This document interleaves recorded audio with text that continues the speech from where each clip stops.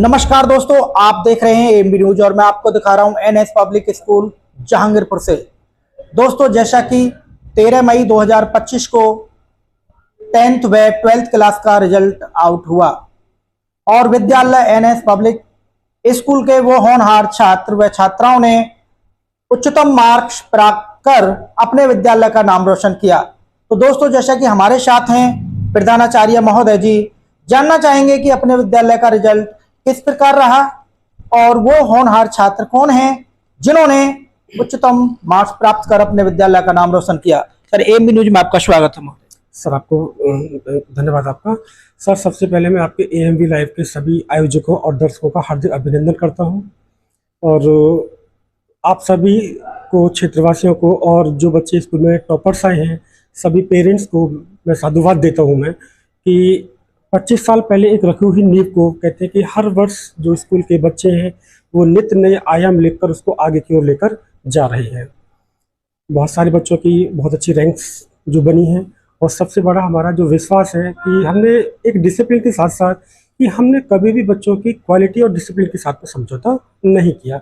जो एक्चुअलिटी हमारे पास में है, हम केवल वही एक्चुअलिटी हम अपने पेरेंट्स के साथ में लेकर जाते हैं।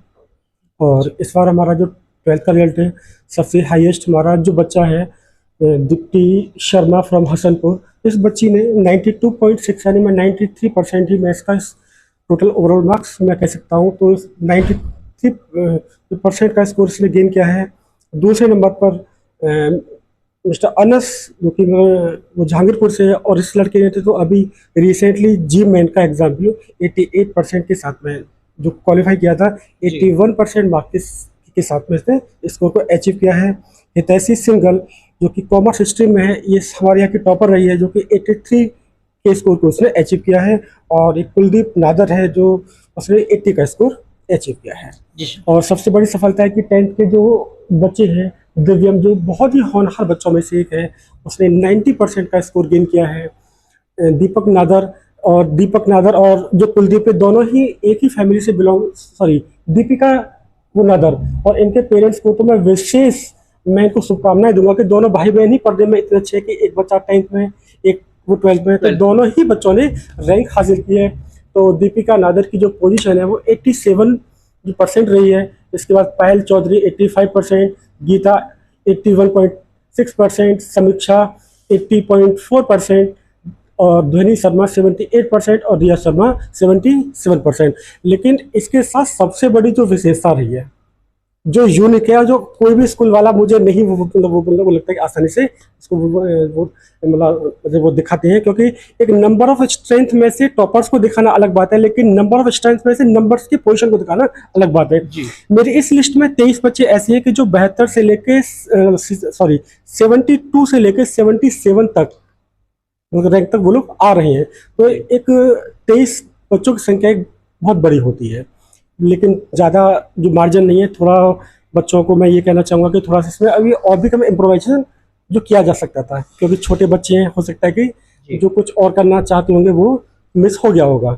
लेकिन इस बात आपके माध्यम से मैं यही जो कहूँगा कि नंबर्स तो चलो ठीक है, ये आपके लिए बहुत अच्छे हैं, लेकिन नंबर्स आपके कैरियर को डिसाइड नहीं करते हैं। नंबर आपको आने वाले समय में अपनी मेंटलिटी को इतना स्ट्रॉन्ग बनाना होगा कि फर्स्ट आप अपने गोल को डिसाइड कीजिए कि एक्चुअल आप क्या स्किल रखते हैं और किस सेक्टर में आप लोग जाना चाहते हैं। तो आपके चैनल के माध्यम से पुनः उन सभी अभिभावकों को बहुत बहुत शुभकामनाएं कि उनके बच्चों ने विद्यालय में पोजीशन लेकर अपने क्षेत्र का और विद्यालय का नाम रोशन किया है। सर, ढेर सारी आपको भी बधाइयां, शुभकामनाएं, क्योंकि आपके ही स्टूडेंट्स हैं जिन्होंने अपने विद्यालय का नाम रोशन किया है। सर, थोड़ा ये भी मैं जानना चाहूंगा, जैसे 12th क्लास के जो आपके स्टूडेंट्स हैं, तो 12th क्लास में आपके विद्यालय का कितने % रिजल्ट रहा है?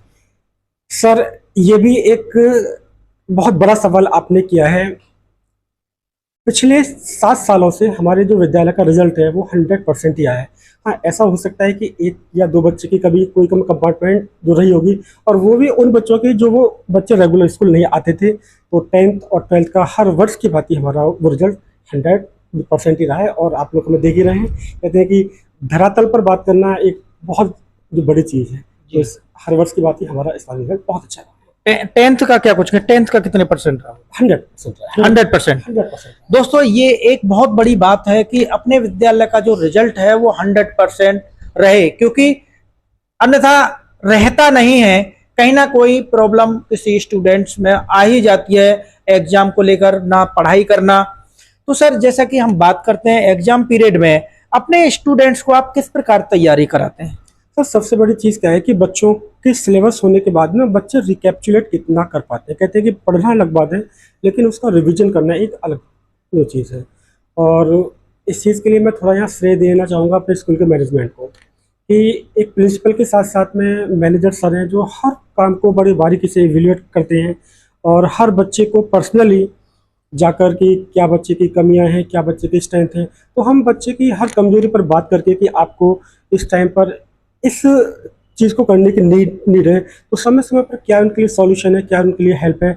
और इवन मैं और मैनेजर सर पर्सनली हम क्लास में जाते हैं और हमें लगता है कि हमें इस बच्चे को अलग से मोटिवेशन करने की आवश्यकता है, तो वो हम सभी काम जो करते हैं। और स्पेशली एग्ज़ाम टाइम पर हम लोग जो 3 प्री बोर्ड्स हम लेते हैं, 3 प्री बोर्ड्स लेने के बाद में जो पीटीएम्स में जो आउटकम्स निकल के आता है, तो क्या हमें लगता है कि अब ये जो बच्चा यहाँ से कितना अप जा सकता है, तो हर ब्रीफिंग हर जो बच्चे के साथ में एग्जाम टाइम पे होती है। जी सर, एक क्वेश्चन और रहेगा सर। एक बहुत ही प्यारी सी डिवाइस होती है जिसे बोलते हैं स्मार्टफोन, और स्टूडेंट्स उसे बहुत ज्यादा चलाते हैं, छात्र कोई भी व्यक्ति युवा चलाते हैं, तो इस पे बच्चे को कितना फोकस देना चाहिए, उन्हें चलाना चाहिए नहीं चलाना चाहिए? आपका सबसे एक महत्वपूर्ण सवाल है ये। देखिए सर, हम एक आधुनिक युग में जी रहे हैं। कहते हैं कि यहाँ पे एक जेनेटिक सोच का 30 साल का एक बहुत बड़ा एक हमें डिफरेंस होता है। चीज़ों की आवश्यकता है और आवश्यकता करना दो चीज़ें अलग अलग हैं। कहते हैं कि मैं अगर इस फ़ोन में इस पेन को लूँ, मैं इस पेन का यूज़ भी मैं कर सकता हूँ और मिस यूज़ भी। अगर मैं इससे कुछ अच्छा लिखता हूँ तो यूज़ हो गया, और मैं इससे कुछ गलत में लिखता हूँ तो मिस यूज़ हो गया। तो हमें यहाँ बच्चों को समझाने की आवश्यकता है सबसे पहले कि आप इसे यूज़ तो कर रहे हैं, लेकिन इसके एक्चुअल यूज़ में ये इसका पॉजिटिव फैक्टर है, ये इसका नेगेटिव फैक्टर है। क्योंकि इस एज के बच्चे थोड़े से अबोध होते हैं, तो कहते हैं कि क्यूरियोसिटी कभी कभी एक जो बच्चों को एक गलत वे पे लेके जाती है। लेकिन ये जो स्मार्टफोन्स हैं, वैसे तो इनका नाम ही ऑलरेडी मतलब स्मार्ट्स है। कहते हैं कि पूरा एक सागर है आपस में, जो अच्छा लेना चाहते हैं आप वो ले सकते हैं। लेकिन विशेष तौर पे मैं पेरेंट्स से कहना चाहूँगा कि आप बच्चे को फ़ोन दें, बहुत अच्छी बात है, कोई दिक्कत नहीं है, लेकिन आप अपने बच्चे की ब्रीफिंग साथ साथ करते रहें कि एक्चुअल आपका बच्चा फ़ोन पे जो कर कह रहा है। क्योंकि मुझे आज भी याद है कि कोविड टाइम पर जब ऑनलाइन, क्योंकि ऑनलाइन फ़ोन बच्चों के साथ में कोविड के टाइम से आया जी, और हर पेरेंट चाहता था कि उसका बच्चा स्कूल से दूर है। तो स्कूल से दूर होने के बाद में बच्चा कैसे स्कूलिंग की एक्टिविटी से ऐड रहे, तो बच्चों को सुविधाओं के लिए चाहे वो स्कूल ने उनको ऑफर किया हो या पेरेंट्स ने उनको ऑफर किया हो, तो बच्चों में एक क्यूरियोसिटी और एग्रेसिवनेस उस एज के बाद में बच्चों में थोड़ा सा एक अलग देखने को फील हुआ। लेकिन ऐसा नहीं है, मैं ये मेरा स्टेटमेंट हर बच्चे को नहीं जाता है कि 10% यदि बच्चों ने कुछ नेगेटिव अडॉप्ट किया है तो, लेकिन 90% ऐसे भी है कि उन्होंने पॉजिटिव लिया है। तो सभी बच्चों से कहूँगा, सभी पेरेंट्स से कहूँगा कि मोबाइल एक हार्मफुल और यूज़फुल दोनों ही हैं, लेकिन आप उसको कैसे यूज़ करते हैं, this is the main thing. बिल्कुल सही बात है। दोस्तों जैसा कि आप अभी सुन रहे थे यहाँ पे प्रधानाचार्य महोदय जी को, और उन्होंने आप आज अपने विद्यालय में अपने उन स्टूडेंट्सों को, होनहार स्टूडेंट्सों को जिन्होंने उच्चतम मार्क्स प्राप्त किए हैं, उन्हें मिठाई खिलाकर उन्हें ढेर सारी बधाइयां दी हैं, शुभकामनाएं दी हैं और उनके उज्जवल भविष्य की कामना भी की है।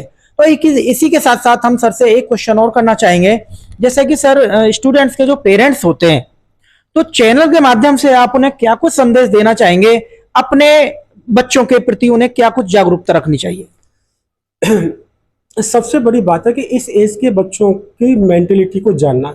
और कुछ पेरेंट्स हैं कि सर हम लोग देहात के क्षेत्र में रहते हैं या हम लोग कुछ बच्चों के कैरियर को डिसाइड नहीं जो कर पा रहे हैं, तो जिन बच्चों ने 12th की है, तो मैं चाहूँगा आपके चैनल के माध्यम से कि मैं एक दिन स्कूल में डिसाइड जो करने के बाद मैं उन सभी पेरेंट्स को बुलाऊंगा कि यदि वो अपने बच्चे के कैरियर के बारे में कोई फैसला सही से नहीं ले पा रहे हैं, तो हम उसके बारे में एक दिन मीटिंग लेंगे।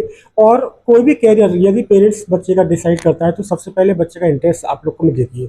मैं ज़्यादा दूर नहीं जाऊँगा, मेरी जो बेटी ने अभी साथ ही अभी वो 12th का एग्ज़ाम दिया है, उसने जो पास किया है, तो मेरी बेटी का साइंस में कोई इंटरेस्ट नहीं है, कॉमर्स में कोई इंटरेस्ट नहीं है जी। लेकिन मेरी बेटी ने मुझे एक इच्छा दी कि पापा मैं पेंटिंग के मैं सेक्टर में जाना चाहती हूँ, तो मैं उसको उसी सेक्टर में लेके जाना चाहूँगा।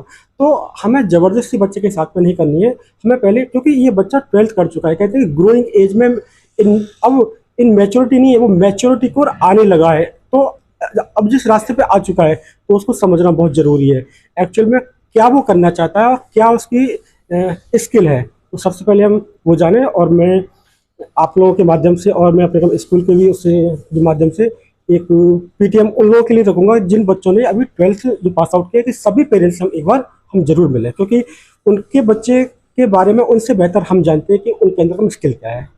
जी बिल्कुल सही बात है सर। थोड़ा और, जैसा कि 12th क्लास के स्टूडेंट्स हैं, उन्होंने 12th क्लास पास की है, तो अब उन्हें क्या कुछ करना चाहिए, कौन सा कोर्स करना चाहिए, थोड़ा उन्हें गाइड करेंगे थोड़ा। सर ये बच्चे की स्किल के ऊपर मैंने अभी आपसे ये कहा था कि बच्चा किस सेक्टर में जाना चाहता है। सबसे पहले बच्चे का इंटरेस्ट क्या है, हमें वो जानना जरूरी है। हम अपने स्कूल में एक कैंप लगाने जा रहे हैं। इसमें क्या है कि बच्चा किस मानसिक स्तर पर है और बच्चे का रियल इंटरेस्ट जो कहाँ है। अभी एग्जाम्पल है, तोमर सर की जो भतीजी है, अभी इसमें आईएएस का एग्ज़ाम दिया था जी। वो बच्ची सिम्बोइस कॉलेज से लॉ करने के बाद आई थी, लेकिन जब उसका हमने टेस्ट कराया था तो उससे पहले वो जो बच्ची कुछ और करना चाहती थी, वो इंजीनियरिंग के सेक्टर में जाना चाहती थी। तो यदि पेरेंट्स उसके चॉइस पे अगर जाते तो शायद जो बच्ची आज आईएएस है वो आईएएस नहीं बन पाती। तो उस टेस्ट ने बच्चे की क्या एक्चुअल सिचुएशन है, क्या उसकी मेंटलिटी है, क्या उसकी स्किल है, क्या उसका मतलब पोटेंशियल है, वो सारा कुछ स्क्रीनिंग करके दिखा दिया। तो वो टेस्ट अगर हमारे स्कूल में होगा तो हमें जानने में और भी आसानी होगी। कहते हैं कि अब इसमें बच्चे पर एक हमें आइडियाज़ नहीं हमें वो लगाना है, क्योंकि आइडियाज़ के ऊपर कोई भी कैरियर वो डिसाइड नहीं होता है। तो टेस्ट के आधार पे हम बच्चों के लिए हम रास्ता दिखाएंगे।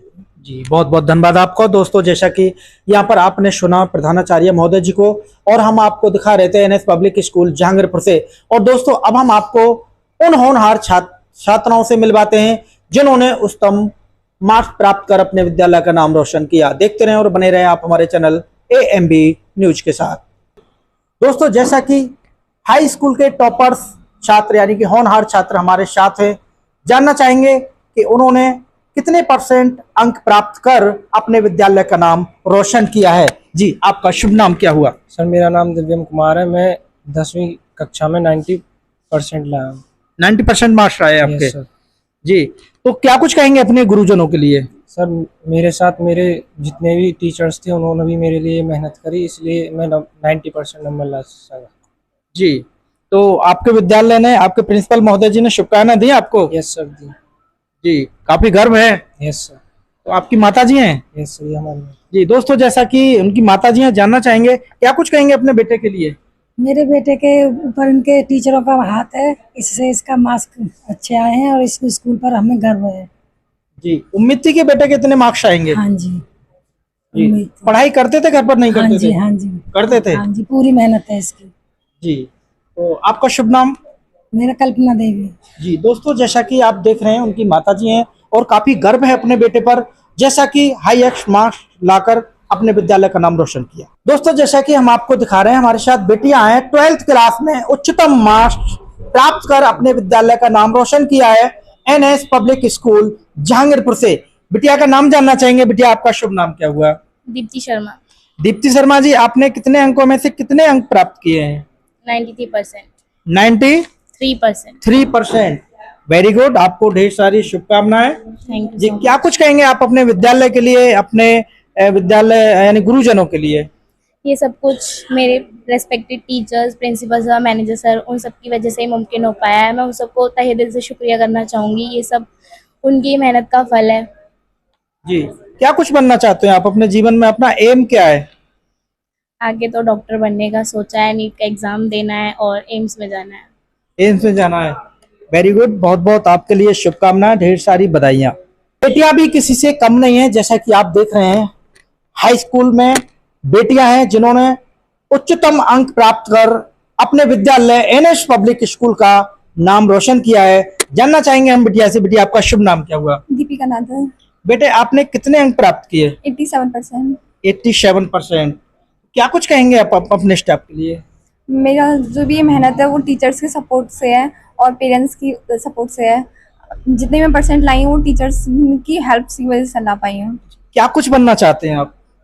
मैं अभी तो बीटेक करना चाहूँगी इससे आगे 12th के बाद। उसके बाद नहीं, पढ़ाई के बाद क्या कुछ करना, क्या कुछ बनना चाहते हैं? आपके जीवन का एम क्या है अपना? इंजीनियर। इंजीनियर बनना चाहते हैं। वेरी गुड जी बेटे, आपका शुभ नाम? मेरा नाम गीता मीणा है। कितने अंक प्राप्त किए आपने? 81%। जी, क्या कुछ कहेंगे आप, क्या कुछ बनना चाहते हैं? मैं आगे चल के अपने माता पिता का नाम रोशन करना चाहती हूँ। उसके लिए अभी पढ़ाई करके आगे इंजीनियरिंग या डॉक्टर लाइन में जाऊंगी। डॉक्टरी लाइन में जाएंगे। जी बेटे, शुभ नाम? सर ध्वनि शर्मा। जी, कितने अंक प्राप्त किए आपने? सर 80%। 80%। हाँ जी। क्या कुछ बनना चाहते हैं आप? Sir doctor.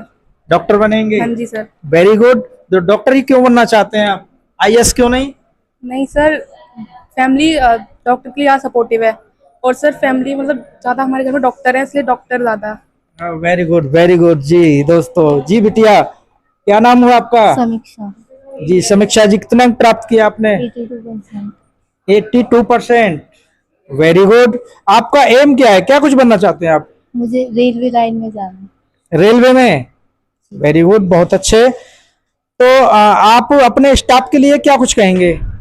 ये सब हमारे टीचरों का ही सपोर्ट है जो हम यहाँ तक पहुँचे हैं जी और सभी का काफ़ी सपोर्ट रहा है। अच्छे टीचर हैं, सभी ने बहुत अच्छा पढ़ाया, सभी की मेहनत थी बहुत।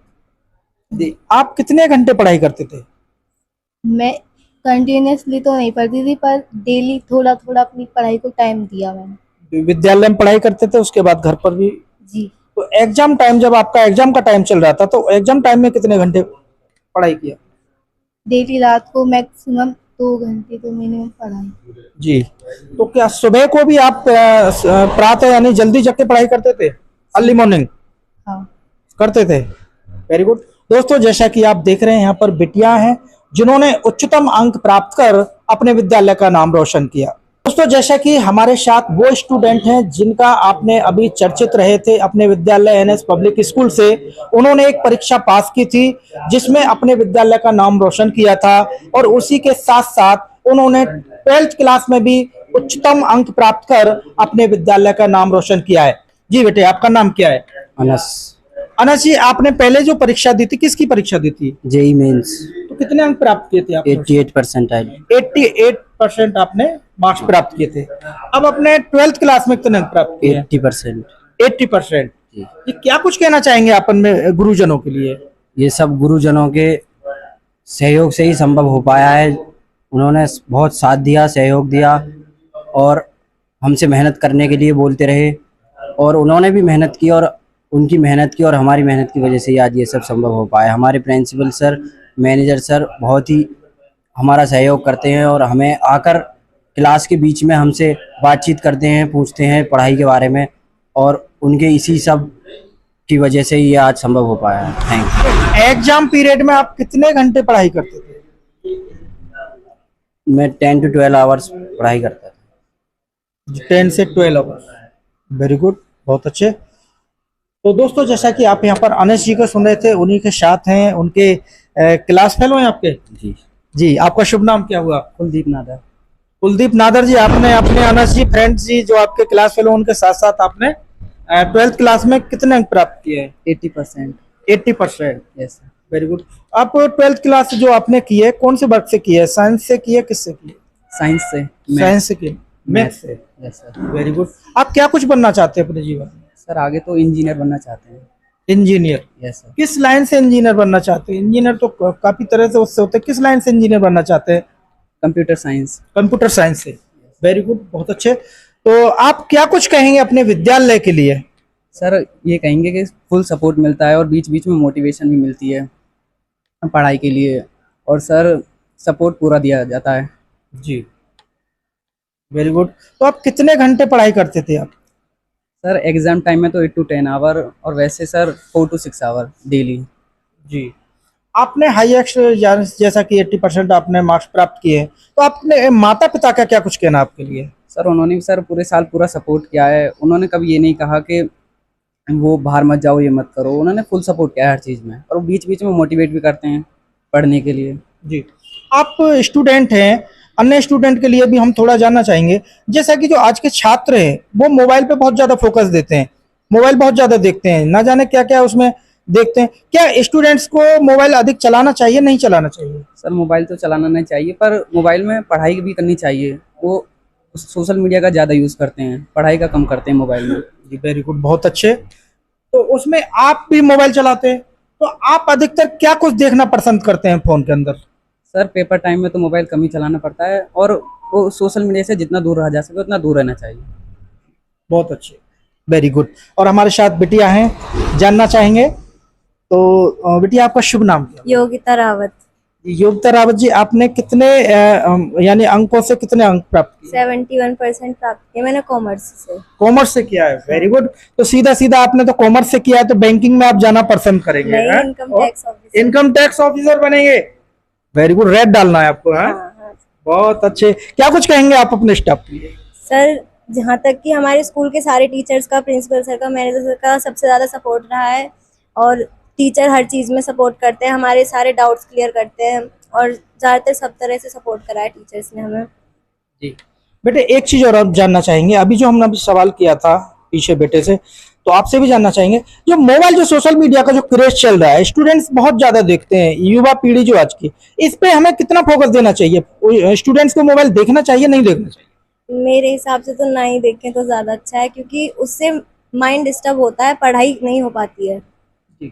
यदि यानी स्कूल की तरफ से बोला जाता है ऑनलाइन क्लासेस चलती हैं, तब तो चलाना पड़ेगा। ऑनलाइन क्लासेस में फिर पढ़ाई का ही देखो, फिर बच्चे ऐसे होते हैं सोशल मीडिया पे जा रहे हैं, वो पढ़ाई नहीं करते हैं, फिर तो वो अपना माइंड डिस्टर्ब कर देते हैं, इसकी वजह से उनकी पढ़ाई डिस्टर्ब होती है फिर।